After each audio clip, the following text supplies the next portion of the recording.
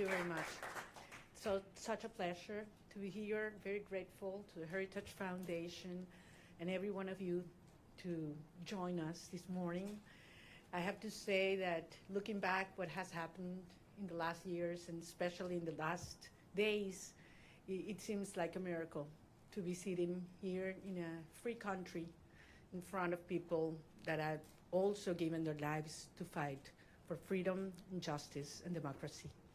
And that's why I am very honored, not only with the Heritage Foundation, but with every single citizen of this country that has welcomed us and has honored the immense struggle that the Venezuelan people has fought for so long.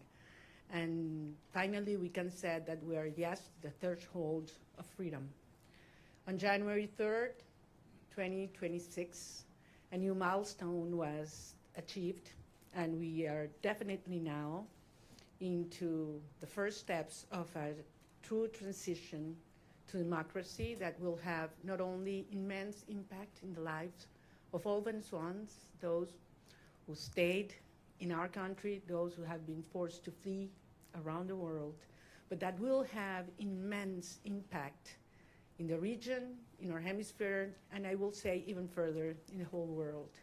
Because what we have proven is that a people determined to be free, even without resources, without money, without the free press supporting, even facing the most cruel tyranny, can prevail, because the force of conviction and the force of love is the strongest of all. I am very proud to be part of this generation of Venezuelans. Most of them have never known what it means to live in freedom or what it means to be part of a democratic society, but they have risked their lives, their loved ones, everything they have, because they share that dream to live in a free country. It's all about human dignity. It's all about justice. It's all about love. And it's love for our children, love for our country, and love for freedom that has brought us here. Now we face a very complex and delicate process. And as Venezuelans, we are absolutely grateful to President Trump, his team, his administration, and the people of the United States, because it took a lot of courage to do what he did. And he did it, yes, on behalf of the American people, but also because he cares for the people of Venezuela. And he told me that yesterday. And I think that was the most important message I can bring back to my country. Tell the Venezuelan people that the American people and the President of the United States truly cares for the life, the well-being, and the future. I'm certainly talking about our political prisoners and all those that have been persecuted, those who are all today in exile. But I'm also talking about those children that are growing without their mothers because they had to flee to send food back, that are growing without education because public schooling in Venezuela works 2 days a week because teachers earn $1 a day and they need to get other jobs in order to eat, that are growing without health and food. And we have the generation that is suffering the highest levels of malnutrition in a century. That's our children right now. And it is because of them. It's because of saving lives that we're doing what we're doing right now. And that's why we're going to win. And the only thing I want to assure the Venezuelan people is that Venezuela is going to be free, and that's going to be achieved with the support of the people of the United States and the President, Donald Trump of the United States. So I'm very grateful to be here. We're facing challenging times ahead. We are prepared to do what it takes as a legitimate government. Edmundo González Urrutia and I have been in communication permanently all these days, and we feel not only with a mandate from the Venezuelan people, and that's why I'm here, and that's why I convey to the President of the United States, but also with a huge task in front of us to prepare with all our teams around the world and in Venezuela to take over government when the right time arrives. So thank you very much, and I'm more than willing to hear your questions now. So I believe there is a procedure that has been designed, so because we thought there might be some interest today. Thank you very much. It's an honor to have you, Ms. Machado. I'm gonna start off with a question, and then we're gonna open it up to the press. My question to you, Ms. Machado, is you know the Venezuelan people more than anyone, and that's apparent from the very.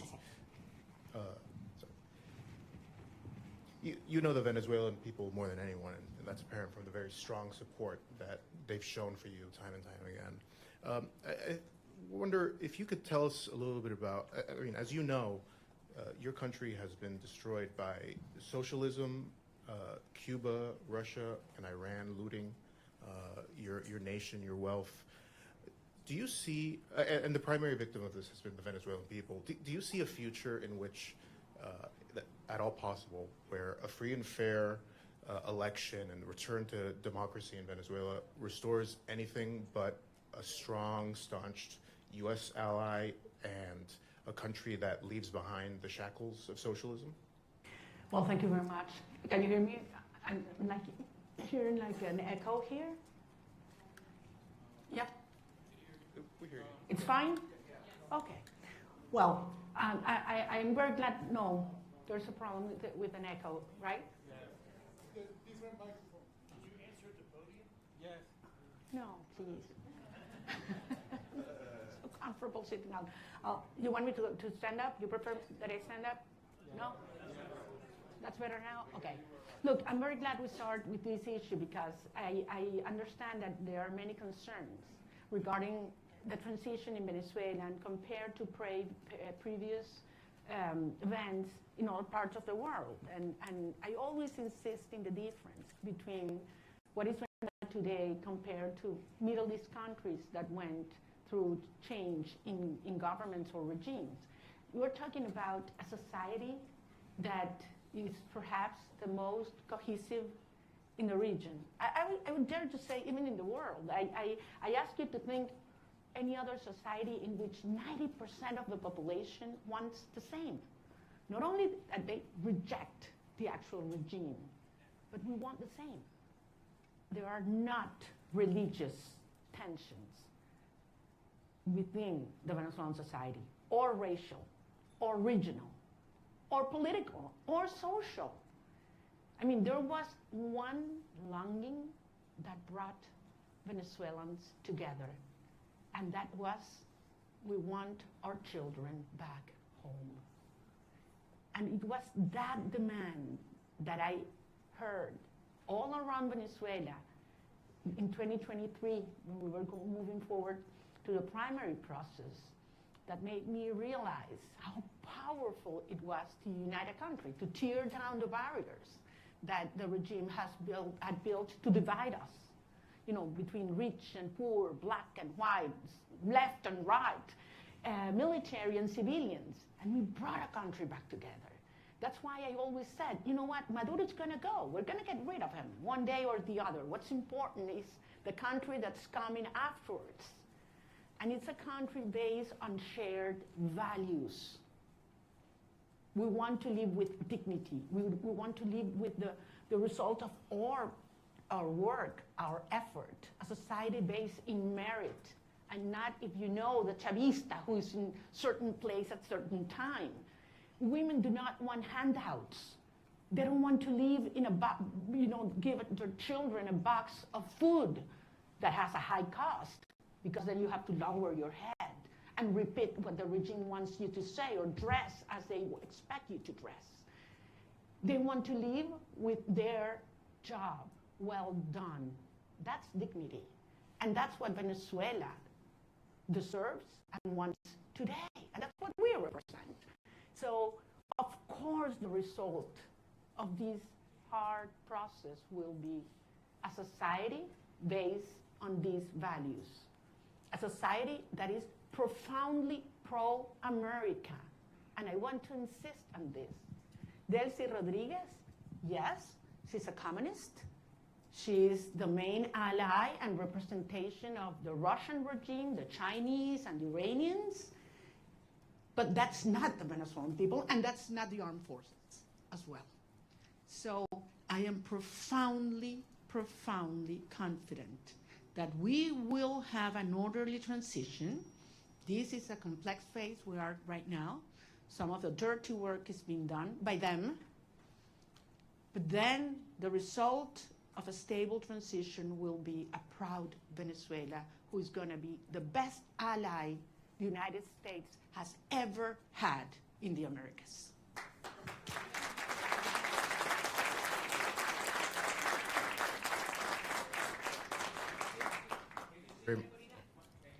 We're going to have a person come up and. Sorry for that. I'm gonna leave. Thank you very much.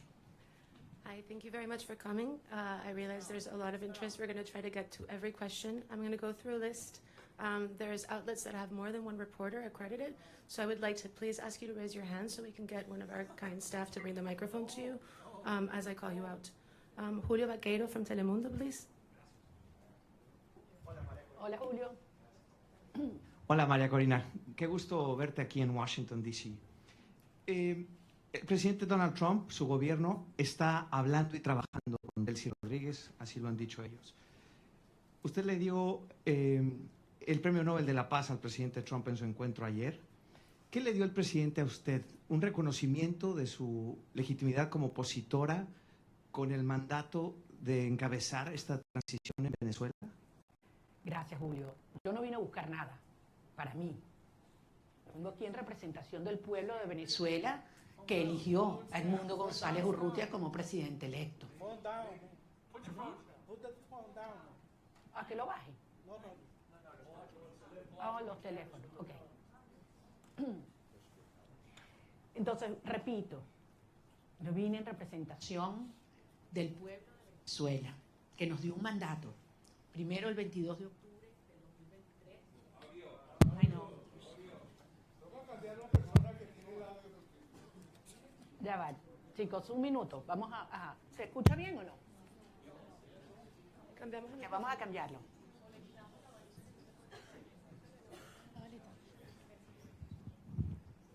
Ok, ahora está mejor. ¿Ahora sí? Ok, voy a repetir la pregunta la respuesta a la pregunta de Julio. Les decía, yo vine a reunirme con el presidente de los Estados Unidos en representación del pueblo de Venezuela, que nos dio un mandato. El 22 de octubre del 2023, cuando yo recibí más del 92% de los votos en las primarias, y el 28 de julio de 2024, cuando Edmundo González Urrutia, en las condiciones más extremas y fraudulentas, recibió el 67% de los votos de los venezolanos, y lo probamos, Vine a recibir de parte de él un mensaje para los venezolanos, y es la seguridad de que contamos con los Estados Unidos para avanzar en una ruta donde se haga respetar la soberanía nacional, la libertad, la democracia y la justicia. Hay un proceso muy complejo en marcha, lo sabemos, pero se están dando pasos. Evidentemente, para los venezolanos es una situación cada día, para muchos venezolanos de vida o muerte, y ahí hay una enorme urgencia ética. Pero entendemos que este es un proceso complejo al cual nosotros somos parte y queremos y estamos contribuyendo. Gracias. Nick Schifrin from PBS, please. Hola, Maria Corina. Thank you so much. It's great to see you in person after seeing you virtually for the last few years. Two questions, if I could, similar to what you just answered, but in English. You had a very good meeting with the president yesterday, but he still maintains a positive relationship and positive language about Delcy Rodriguez. The CIA director was just there. So what's your message to the president and to the United States when U.S. policy is still to support the Chavismo government that still exists in Caracas. And I have to ask, your statement last night said that you felt like you were going to die at one point when you left Venezuela in the boat. Can you just tell us exactly what happened in that moment when you were in that boat? Thank you.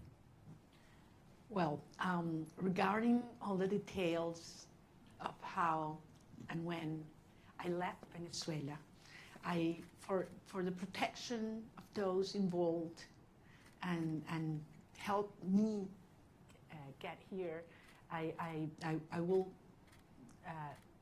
wait until the regime is no longer in capacity to harm them, to share that in detail. Yes, there was a certain moment in the trip in the boat where I was hurt because the waves were very high, over 6 feet, and there was a strong wind, and we got lost in the ocean. We lost the sign of the GPS, and the satellite phone stopped working, and Starlink antenna did not work as well, all at the same time. So it was a very risky, dangerous, and scary moment, I have to say.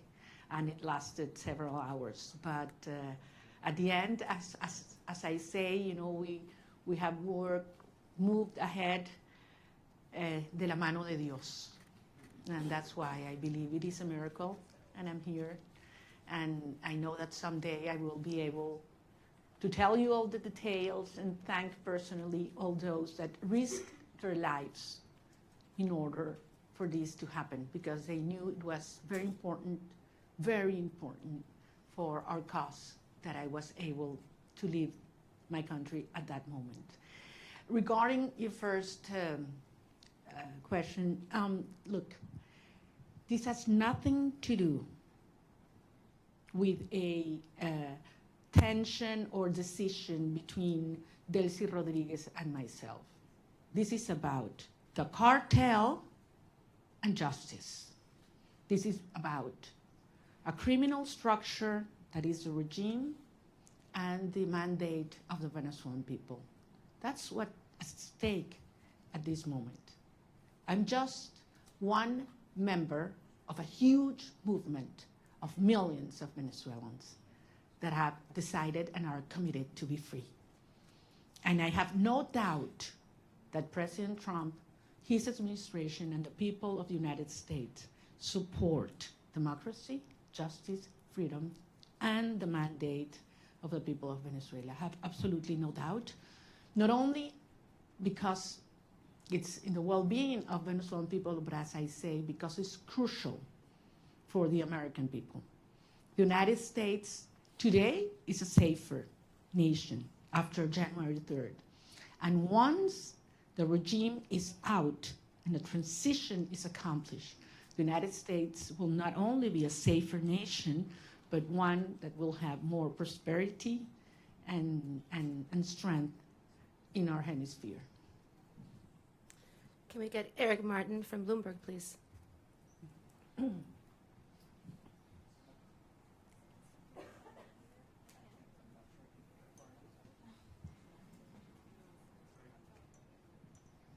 see. Sorry. Thank you. Maria Corina, would like to ask you about the timeline for democratic transition within Venezuela, because obviously the Constitution calls for within 30 days a new election.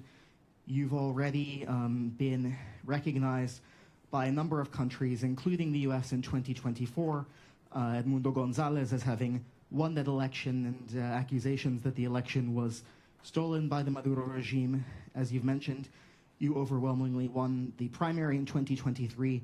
Do you have an expectation, is your expectation that the next step in this process would be a new election in Venezuela? Do you expect that to happen in 2026? Or what does the roadmap look like from getting from today's government by Delcy Rodriguez, the government de facto that is in control, to a democratically elected government? Thank you. Thank you, Eric. Well, if the Venezuelan Constitution were respected, we wouldn't have 1,000 political prisoners. We wouldn't have 9 million people, fleeing and living around the country. We wouldn't have our president-elect exiled in Madrid. I mean, he would have taken power on January 9, 2024. So 2025, sorry. So we realize that there's no rule of law in Venezuela. I don't know actually if you're aware, Venezuela is currently in the last place globally in terms of rule of law. Out of 142 countries that have been evaluated by the World Justice Project, Venezuela is in place 142. So much for the Constitution. At the end, it is a matter of strength, and that was what made this process, starting on January 3rd, happen. I mean, that was the main difference. The regime realized that they are facing the strength of the people organized, but mostly, in this last phase, the strength of the democratic allies that are concerned about the structure of the regime, of the criminal regime in Venezuela. So this is a process that has several phases. We are in one that is complex, as I said, in which the regime is forced to dismantle themselves some of the structures that have been maintaining them in power, starting with the repression system. That requires not only that all political prisoners are liberated, but that they are free. The fact that you are not in a prison doesn't mean that you are free. In Venezuela, they have left the jails, but they cannot speak to the press. They cannot leave the country, and they are still terrified. All torture centers have to be closed, and certainly there have to be guarantees for journalists to speak out, and those who have left the country to come back and organize and make the will of the people be respected. Eric, believe me, I understand the urgency.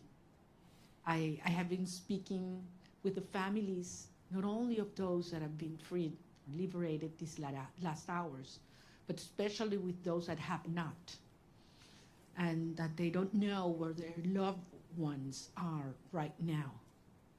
They have simply disappeared. I'm talking about hundreds of people. Actually, we found out in these last hours that there were more political prisoners than we thought, because many families had been scared just even to denounce that their loved ones had been in prison or disappeared by the regime. So some of those that have been liberated were not even registered by us. So, and this is still in place. I mean, there is a criminal structure of terror, not only on the civilian population, but also in the military.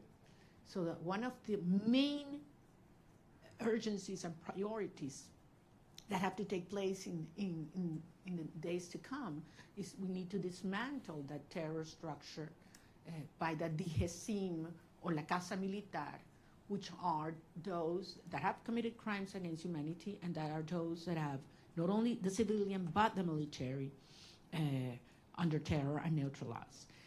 Once these steps are taken, then we can move forward in the reinstitutionalization of our government, and eventually we will have free and fair elections. And I'm talking about governors, mayors, National Assembly. We need to have, the will of the people be expressed freely.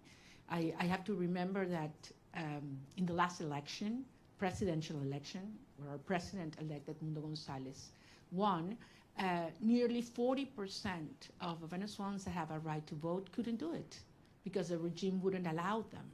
That's one of the main things we need to correct. Every single Venezuelan living in Venezuela or abroad should have the right to vote as soon as possible. Thank you. Gaby Peroso from BPI, please.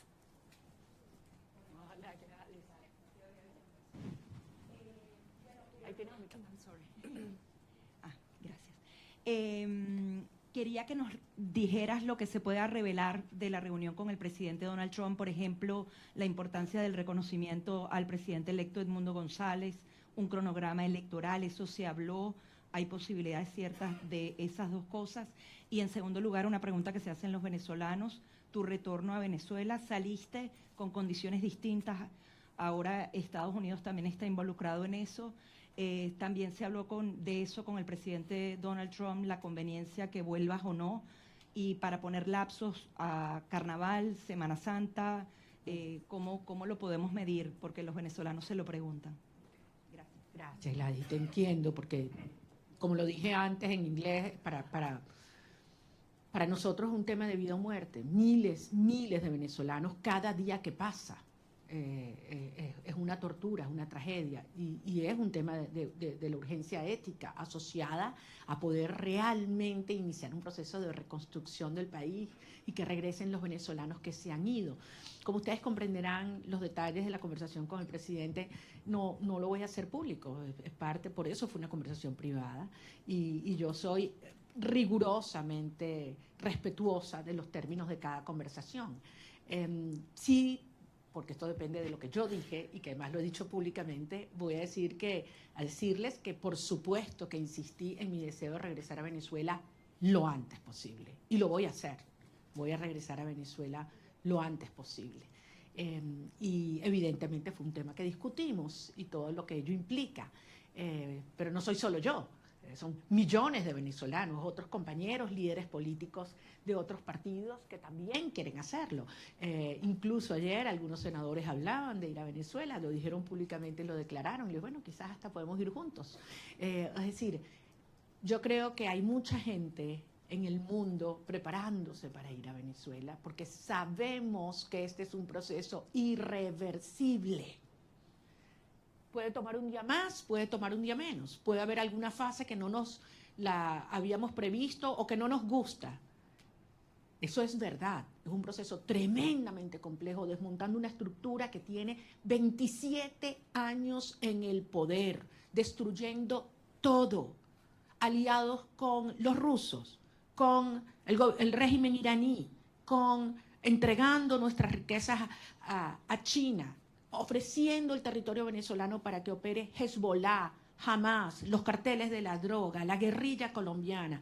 Todo ha entrado, persiguiendo a la sociedad, acabando con nuestras instituciones. Y no pudieron. Tenido toda la plata del mundo. Por aquí tenía yo la cifra de lo que fue, lo que le ha entregado el régimen chavista desde el 99 hasta este año en petróleo venezolano regalado a Cuba. Estamos hablando cerca de 5 billones de barriles de petróleo. Es una cifra monumental, regalada.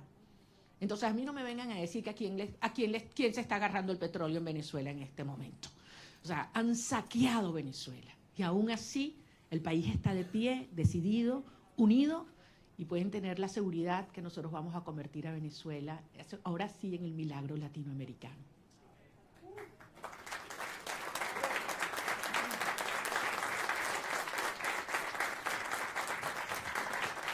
So this was supposed to last until noon. It is now noon, but if everyone's game to stay, we stay. Paolo Mastrolli from La Repubblica, please.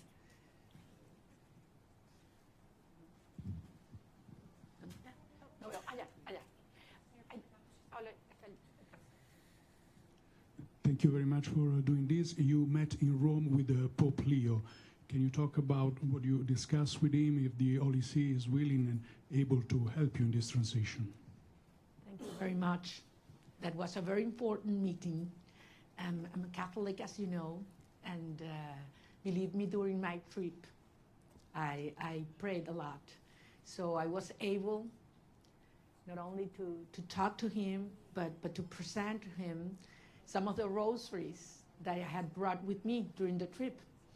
And it was a day that marked my life in a personal dimension, but also I I had a reassurance of the Holy Father that he knows very well what's going on in Venezuela. He knows what the Catholic Church is going through because of the persecution and pressure on our bishops and priests and nuns.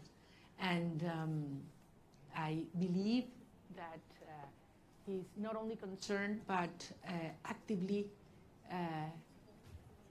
helping and supporting a peaceful transitional process to take place. I think it was a very important and timely message to Venezuelan society, which is mostly, as you know, Christian. So I think it couldn't have been in a better moment, and it brought a lot of hope and reassurance to our people. Thank you.